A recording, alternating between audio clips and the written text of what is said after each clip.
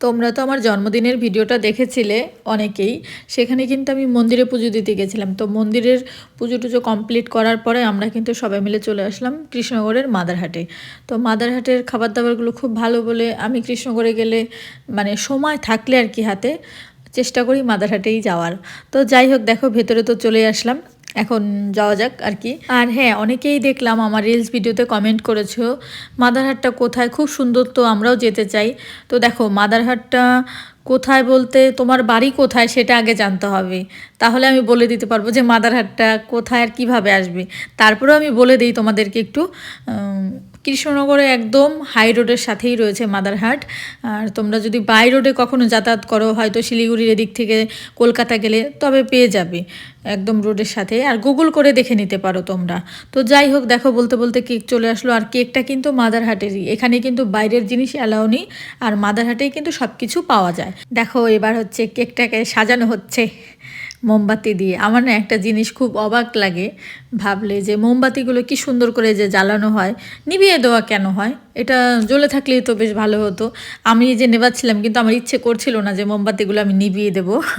কেন জানি না, এরকম একটা নিয়ম রেখেছে, সবাই এরকম নেবায়, আমার ভাল লাগে না একদমই। তো যাই হোক, এখন আমি কেক কাটিং করলাম। আর কেকটা তো খেতে অসাধারণ ছিল, কারণ আমি ক্রিম কেক খুব একটা ভালো খাই না। আর এই কেকটার মধ্যে একদমই ক্রিম ছিল না, শুধু চকলেট ছিল। এত ভালো লেগেছে কি বলবো। আর তোমাদেরকে তো বললামই আমার জন্য কিছু একটা হয়তো সারপ্রাইজ অপেক্ষা করছে। সত্যি সত্যি এত বড় একটা সারপ্রাইজ পাবো ভাবতেই পারিনি। তো ফুল চকলেট তো প্রতি বছরই পাই, কিন্তু এই বছর দেখো একদম মানে ফাটাফাটি একটা সারপ্রাইজ, কি বলবো। অনেক সুন্দর হয়েছে কানেরটা, আর আমার এত পছন্দ হয়েছে কি বলবো। ওই সেন্টকো গোল্ডের লোগোটা কিন্তু রয়েছে এখানে। এটা কলকাতা একদম আদি সেন্টকো গোল্ড যেটাকে বলে, সেখান থেকে নেওয়া। এটা হচ্ছে ডায়মন্ড আর সোনার। আমার খুব ভালো লেগেছে। তো যাই হোক, এবার একটু কেকটা খেয়ে নিলাম। কেকটা তো খুব ভালো ছিল, তোমাদের আগেই বললাম। এইবার দেখো চলে আসলো আমার জন্মদিনের থালি, তাও আবার রোবট নিয়ে আসলো। এটা একটা দারুণ ব্যাপার কিন্তু মাদারহাটের, আমার খুব ভাল লাগে ব্যাপারটা। তো যাই হোক, দেখো এখানে কিন্তু একদম কাঁসার থালায় খাবার পরিবেশন করেছে, মানে জন্মদিন বলে কথা আমার। আর জন্মদিনে কাঁসার থালায় এইসব জিনিস কিন্তু বাড়িতে হতো, মনে হচ্ছিলো যেন আমি বাড়িতেই আছি, এরকম মনে হচ্ছিলো।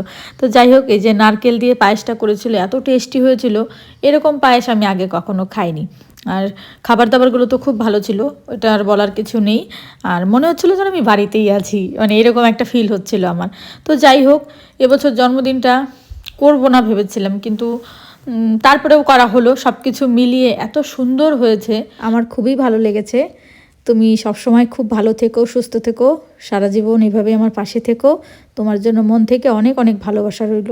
তো দেখো, ওইখান থেকে বেরিয়ে সোজা চলে আসলাম মাদারহাটের সামনের দিকটা। এখানে কিন্তু মেলা বসেছে, মানে পৌষ পার্বণের মেলা। আর আমার জন্মদিনটা তো 15ই জানুয়ারি যায়, তো পৌষ পার্বণ আর আমার জন্মদিন একই সময় থাকে। পৌষ পার্বণ মানে কিন্তু পিঠে খাওয়া অনেক ধরনের।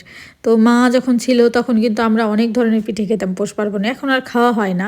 তো যাই হোক, মাদারহাটে কিন্তু কি সুন্দর, এখানে অনেক ধরনের পিঠে বিক্রি করছিল, ইচ্ছে করছিল খেতে, কিন্তু পেটে না একদমই জায়গা ছিল না, সেই জন্য আর খাওয়া হয়নি। দেখো এখানে কিন্তু মাটির গান হচ্ছিল, ওনারা এসেছেন সেই সুদূর শান্তিনিকেতন বোলপুর থেকে।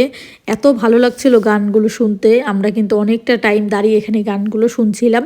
ভাবছিলাম তোমাদের সাথে একটু শেয়ার করি, কিন্তু প্রবলেমের জন্য শেয়ার করতে পারলাম না। আমার কিন্তু মাদারহাটে আসলে আর বাড়ি যেতে ইচ্ছে করে না, এত সুন্দর লাগে, সব কিছু এত সুন্দর করে সাজিয়ে গুছিয়ে রাখে, কি বলবো। তো দেখো, আমরা এই যে হোলি খেলতে আসি মাদারহাটে যেই সাইডটায়, এটা কিন্তু ভেতরের সাইড। তো আমরা এখানেও একটু আসলাম, আর এখানেও কিন্তু একটা বড় প্রোগ্রাম হচ্ছিল, ওইখানে যেহেতু আমরা ইনভাইটেড ছিলাম না, সেই জন্য আর যাইনি। তো যাই হোক, এখন আর বেশি কথা বাড়াবো না, এখন হচ্ছে বাড়ি ফিরে যাব। তোমাদের কেমন লাগলো আমার এই জন্মদিনের ভিডিওটা অবশ্যই কিন্তু কমেন্ট করে জানাবে।